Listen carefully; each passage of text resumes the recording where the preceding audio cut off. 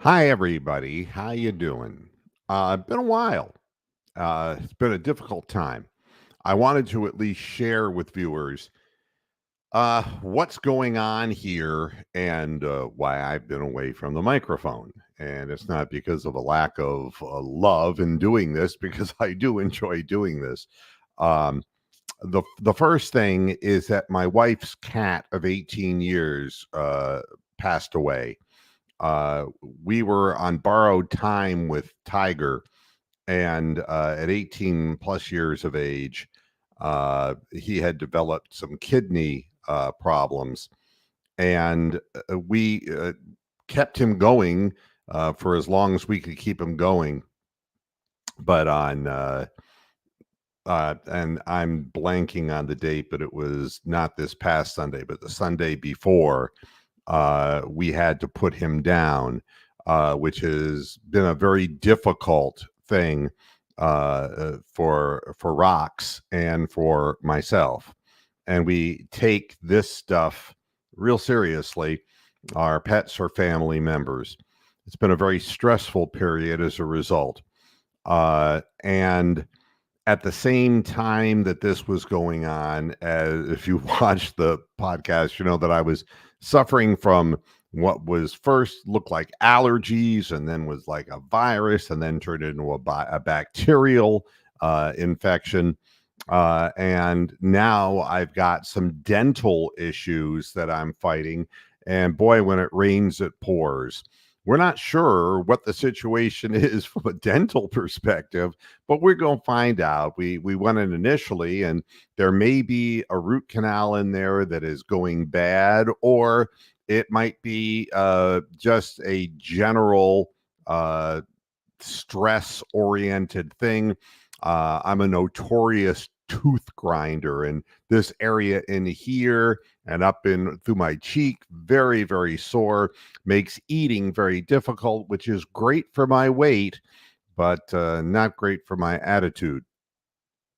So I apologize for not having recorded anything over the last couple of weeks because honestly, there's not a whole hell of a lot going on, but in my life, there is, and my life takes precedence over the podcast. There are some important things, though, that I wanted to talk about. Thanks, Jim. I appreciate it. The Cleveland Cavaliers, I've been very outspoken about JB Bickerstaff and very pro firing JB Bickerstaff, but I have to be careful what I say, because when you have information that is being hurled at you from so many directions and so much of it wrong, I don't like to report things or even bring up things that are not accurate. And I've tried to walk a fine line with Bickerstaff's termination, but there's more to the story than meets the eye. Uh, where to begin? It bothers me when we all, with our own eyes, saw how good a player Darius Garland could be and how he just wasn't himself this year. Uh, some people, myself included, have noted that from a physical perspective, he hasn't bulked up maybe enough to play the kind of game where he can uh, pound the ball and get into the paint. And he's been hit in the face countless times, had his jaw broken. I mean, you name it. It's been a tough physical go. And I think for Darius Garland to prolong his career, he's got to stop trying to be a Derrick Rose kind of guy, because he's not a finisher at the rim. He needs to get the ball into the hands of other people.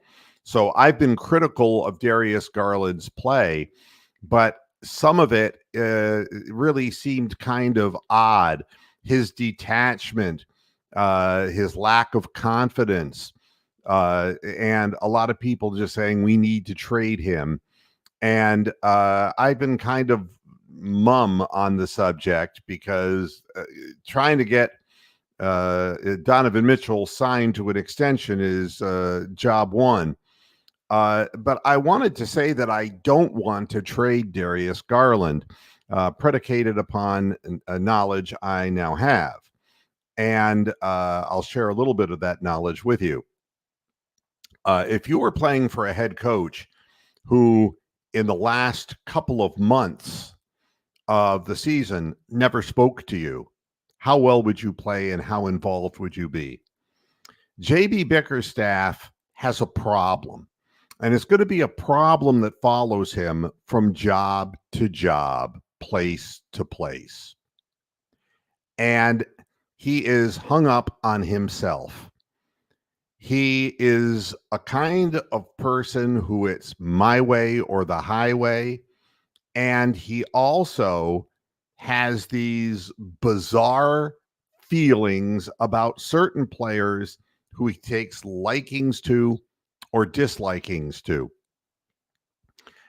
One of the main things, besides Darius Garland's lack of productivity in the fall off, was why he kept playing Georges Niang long after Georges Niang was ineffective. We knew that he was an ineffective player defensively because he's not quick enough, not a ball handler.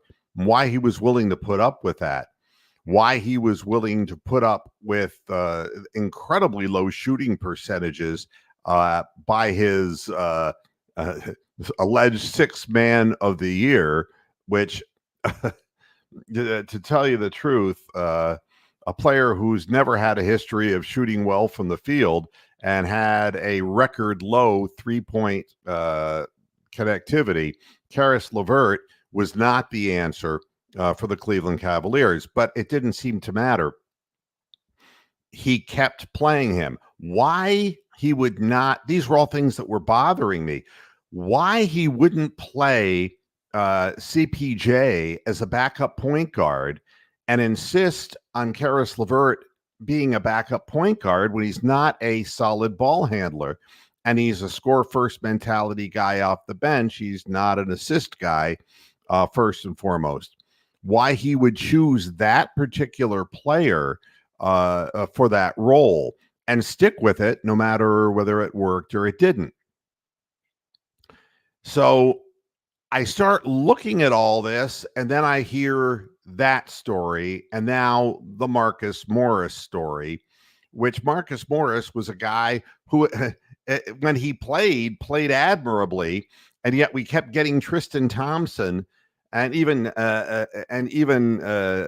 Damian Jones, but we weren't getting Marcus Morris, who was allegedly brought in because he brought physicality and a certain attitude to the Cleveland Cavaliers, but he never seemed to get in games. And by the time he did play, he played extremely admirably in the playoffs, but it was too late. He too was shut out by JB Bickerstaff. JB Bickerstaff is convinced that certain players were saying bad things about him behind his back. This is knowledge, okay? And it is not the kind of thing that is acceptable in a head coach at the NBA level. It's just not acceptable. And no matter where he goes, he's going to have the same problems because he is the problem. I don't kick a horse when it's down, but I'm not going to kick Darius Garland knowing that his head coach ignored him for months during the course of the season, where the guy had his jaw broken, lost up over 10 pounds of body weight, and was just getting tossed around like a rag doll. And for the coach to turn on him and to go silent on him is pathetic. And the reason that you don't hear the players in an uproar about JB Bickerstaff being let go is because they're quite pleased that he's gone. It's one thing to lose a team by being overly assertive like Tom Thibodeau. who can get away with it for a year or two, and then the players, or even we can go with Jim Harbaugh would be another good example. In the beginning, man, he's doling it out, and the players get all rah hoopla. But after a few years, it never ends. There's no respect generated, and the head coach continues to treat you like you're an 18-year-old college recruit. This is what happened to him in San Francisco and what led to him being chased out of there.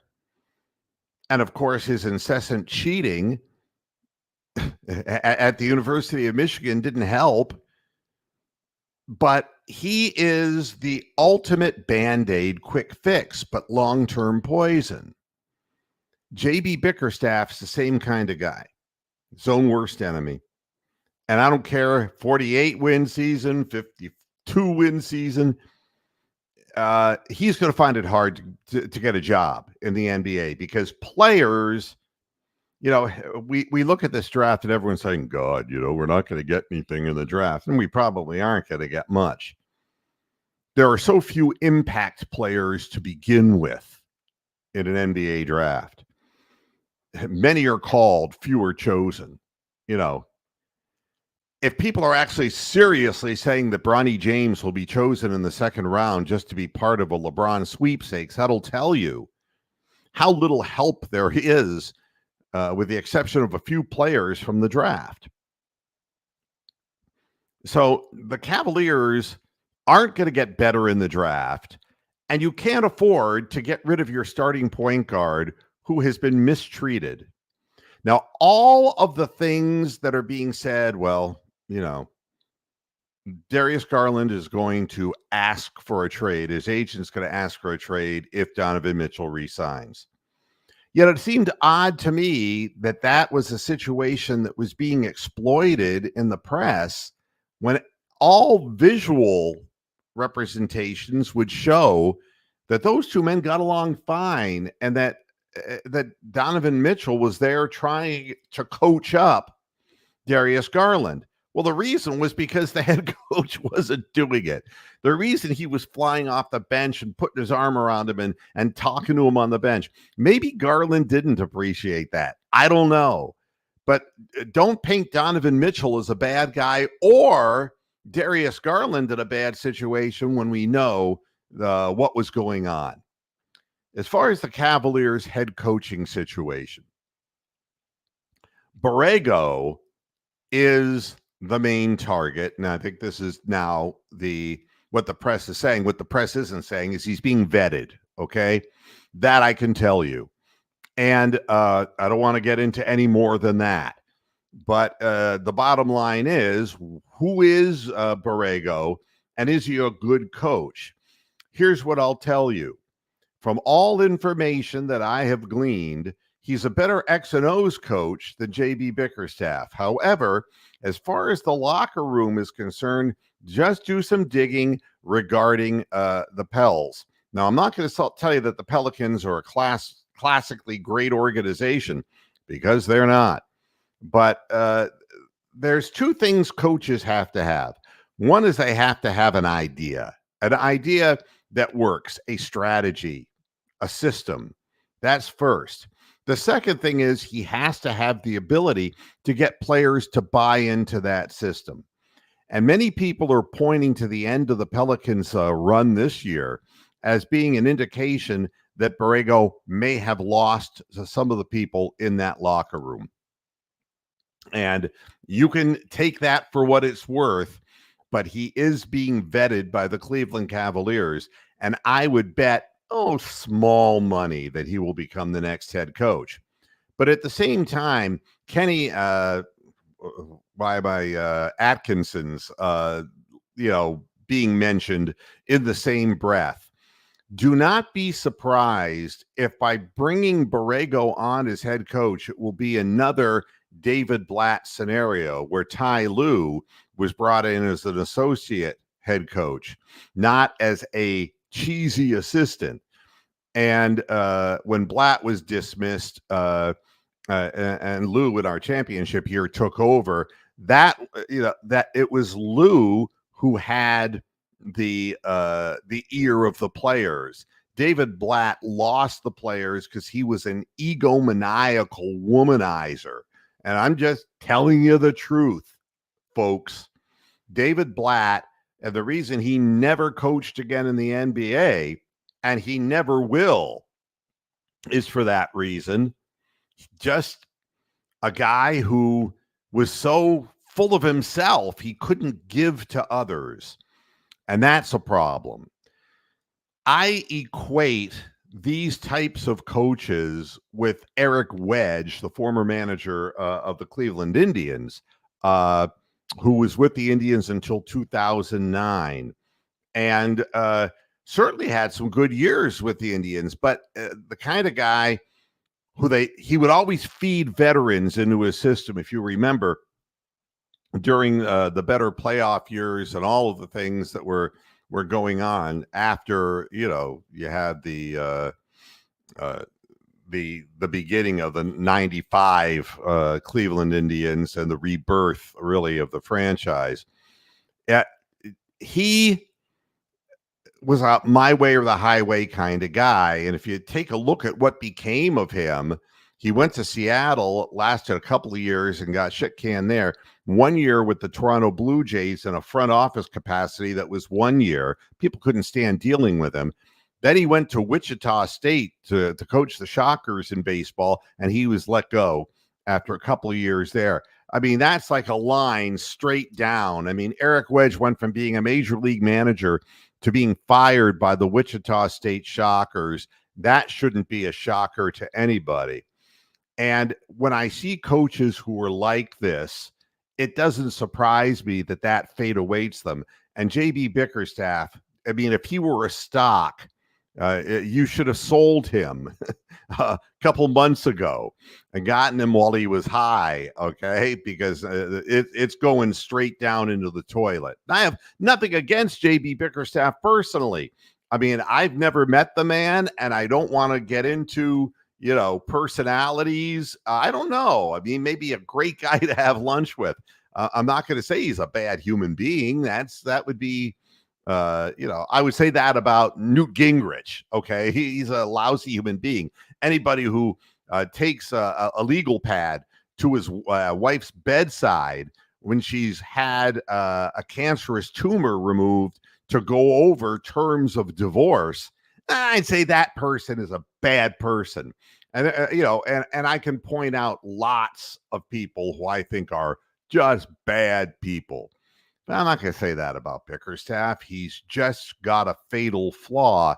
And it's the kind of fatal flaw like Eric Wedge has that they can't lose. They can't get rid of them because it's attached to them.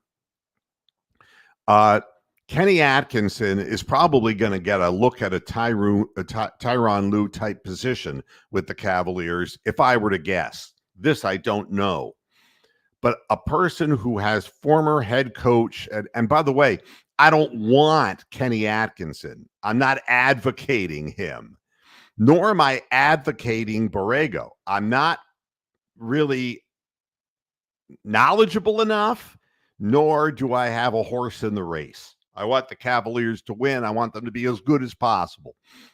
However, I think I'm smart enough not to talk out my ass. Kenny Atkinson coached the New Jersey Nets, and he's a run and gut 'em kind of guy, up and down the floor, not a lick of defense kind of guy, which would be kind of an abrupt kind of thing to throw into throw a wrench into the Cavaliers after JB Bickerstaff had instilled a defensive quality about the Cavaliers that was more important than the pace of play, obviously, in the time that JB was the head coach here.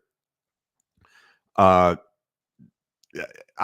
would just say teams in the NBA, as a rule of thumb, do better in the playoffs when they're more sound defensively, and Kenny Atkinson does not fit that mold as a head coach. And Borrego will be better in that regard. But my guess is that nobody is going to be certain about the effectiveness of Borrego, and that he is going to be backed up by a what we would call an NBA worthy follow-up coach in case the team changes its mind about Borrego early on. That would be my guess. Now, turning the subject over, as if I haven't said enough, the Cleveland Guardians continue to compete. And I'm not going to tell you that beating the Marlins is any big deal, any more than beating the White Sox is any big deal. Kansas City managed to salvage the series against the Guardians because the Guardians couldn't hold on and not scoring enough runs. And we know what the problem is with the Guardians. And I think Stephen Vogt knows what the problems are too. We're trying to bring people up from AAA, and I don't think we have a very good minor league system. And I think this is all because of the Dolans, and I think they just don't invest in the right kind of capital. That would be, that would be my guess. They've tried. First of all, Florial was such a reach to begin with that they put themselves in a position where they had to play him, because if they didn't, then he would disappear. And that's what happened. And nobody wants Florial. He strikes out 40% of the time that he's at the plate. Unable to make contact. He looks like a ball player, except when he has to face a variety of major league pitching. And he strikes out, even striking out in the minor leagues at AAA level, way, way too much. But you can see in the subsequent moves, bringing up Rodriguez, and then, okay, he's got a cannon for an arm, but he's not ready yet with the bat. And bringing up Schneemann, who's, 27 years old and is a contact hitter, but not, a guy who's been working on his launch angle to get a little bit more drive into his bat. He's looked okay while he's played, and he's the ultimate utility infielder. Tyler Freeman made his first error in center field this season. He's played a very clean center field, but he's hitting the same way that Myles Straw did. And I don't see what the situation is. And yes, Ron, I was going to mention, I'm saving Manzardo for last because there's somebody who looks like they can really drive the baseball. And Tyler Freeman hit a home run the other day, just yesterday. And to be honest, it's the second time an off-speed down and in pitch that was a mistake by the pitcher sped up his bat, and he was able to pull the ball down the left field line for a home run. Not a power hitter by any stretch of the imagination. He's, he's hit better with men in scoring position, but overall, no difference between he and Myles Straw, except Myles Straw was a proven Golden Glove center fielder. But you look at what Myles Straw is doing at AAA, and it's pathetic. The wheels came off him, and he's never going to play in Cleveland again. They're paying him, but he's never going to play again. So you're trying out Tyler Freeman full-time in center field, and then you have Manzardo. And Manzardo is a guy who right now he's a doubles hitter. When he's making contact at the plate, he's learning the difference between AAA pitching and major league pitching, and he's showing opposite field power. He's showing the ability to pull the ball as well. What we don't see from him at 24 years of age is the ability to get the launch angle so that some of those doubles would become home runs. I thought it was very interesting, the comparisons that people were making between Manzardo and Jose Ramirez. When Jose Ramirez first came up as a second baseman with the Cleveland Indians, he was a guy who he hit a lot of doubles. He showed a little pop in his bat, but nobody would have said that he's going to become a 30 home run a year guy and that he was going to become a six-figure RBI per season guy. But you learn as you play at the level. And Jose Ramirez may not be as great a batting average hitter, but that stat is overplayed by my generation. It's all about productivity, driving in runs, and Jose can hit the ball to the opposite field. He's more than capable of doing that. But in order to help this team as much as he can help them, he's got to pull the ball and he's got to swing for the fences. He takes bigger swings at balls and takes greater chances within the strike zone. Isn't as selective maybe as he was when he first came up. But the first time he came up, people forget that Jose Ramirez was sent back down. And when you start seeing some of these players initially fail at the major league level, that's not at all unusual.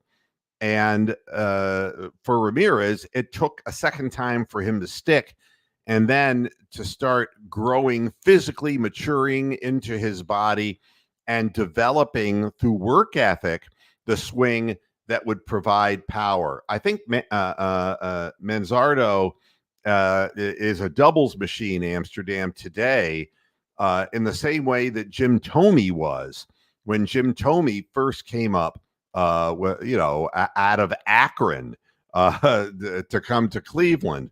He was a guy who had no problem hitting the ball to the opposite field. Very similar pattern of balls hit. He could pull the ball, he could hit it the opposite way. As he became stronger and more mature, and many people will say eventually maybe steroids, he was able to hit the ball out to all parts of the field. But Jose Ramirez can too, and he's not doing it with steroids.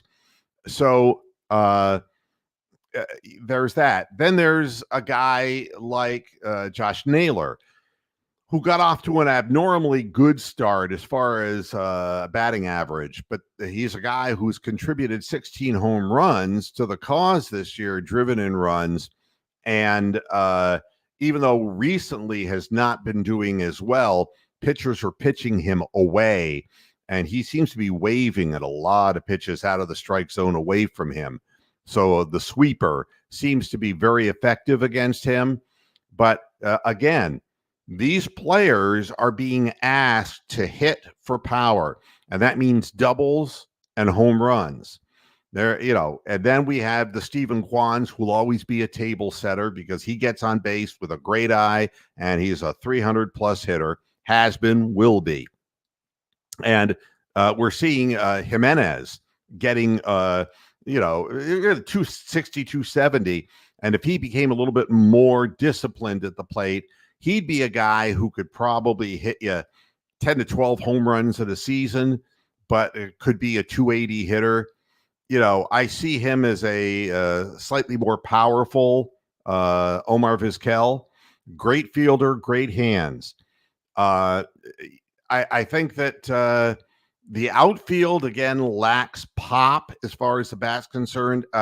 We all had high hopes for Brennan, but that's not panning out.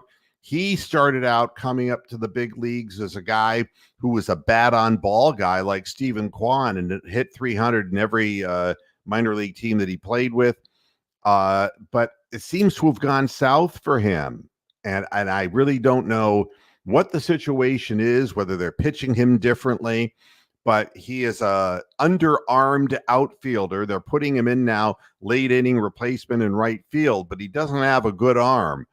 And so I don't see him, Will Brennan, really making a big difference for this team. And I think the Schneemann move, a guy who's 27 years old, a light seemed to click on in AAA. And what he was working on started coming to fruition. He's hit the ball solidly since he's come to Cleveland, and I prefer having him as a designated utility player than I do a guy like Arias, who never looks like he's working very hard on the field, swings at a lot of bad pitches, and is baffled by the change of speed in the big league pitching. I don't think Arias and somebody in the front office loves him some Arias because he's getting a ridiculous opportunity and has done nothing with it. He's got a cannon for an arm. I'll give him that. But maybe they could move him to become a catcher so he can hit like Austin Hedges, but throw runners out. I don't know, you know. And you know something, Ron? David Fry is a guy who I see starting to crest a little bit. I think that there's nothing in his history to indicate that he can continue doing what he's doing, but I'll give him the benefit of the doubt and say that he could he could be a 260, 270 big league hitter, but his average is starting to tumble down, and he's hitting into a lot of double plays recently because he's not quick of foot. So, you know, I love to see him play, and I love to see underdog players make it, but in the long haul, I'm not sure that that's going to be the case. So my wisdom about the Guardians is that as their attitude goes, so goes the team, and they're holding on. And they're remaining 20 games above 500, which nobody would have expected. And we're seeing the Kansas City Royals behind us, but they're starting to falter a little bit. And the Detroit Tigers have fallen off the pace. The Minnesota Twins are kind of halfway in, halfway out. Yeah, and I'm with you, Amsterdam. Bo Naylor, well, I don't know what it is that we convert hitting prospect catchers into 100 below Mendoza line hitters, but Bo Naylor looks totally overmatched by major league pitching. And to tell you the truth, he's not a great defensive catcher. I don't know how long this can last, but not so good. His stats are comparable to what Zunino had, and Zunino had nothing left. But everyone points out the starting pitching. We're not getting a lot of innings. The bullpen's done a really good job. But the starting pitching, Gavin Williams will be coming back soon. He's probably going to be up to a 75 pitch limit in his last AAA minor league appearance, and hopefully his arm will remain sound. You know, you're not ever going to see Shane Bieber again. So you're trying to rely on Tanner Bybee, who's done a nice job, but throws a lot of pitches and doesn't get you as deep into games as you'd like. Bullpen is being used far too much, and these arms will suffer as the year continues. And always the ever lurking lack of offense rap, you know, starting off an inning with a triple with nobody out and not being able to bring the man home 2 games ago. That's what killed the Guardians and made them lose that game. And we're in too many of these 3-2 kinds of games. And, you know, when the Guardians were getting off to their really good start, they were averaging 4.5, 5 runs a game. And that's what this team needs to do. And I'll give management credit, not ownership, but management, trying to get some of these guys up from the minor leagues. But we just don't have a developed system. It's not like we have a guy that we can bring up who we think is a 25 to 30 home run guy in our minor league system. He's nowhere to be found. So we'll see what ends up happening.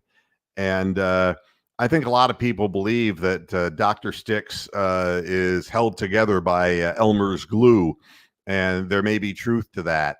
But his velocity has lingered at 91, 92 miles an hour on the fastball, and he's relying more on the breaking ball.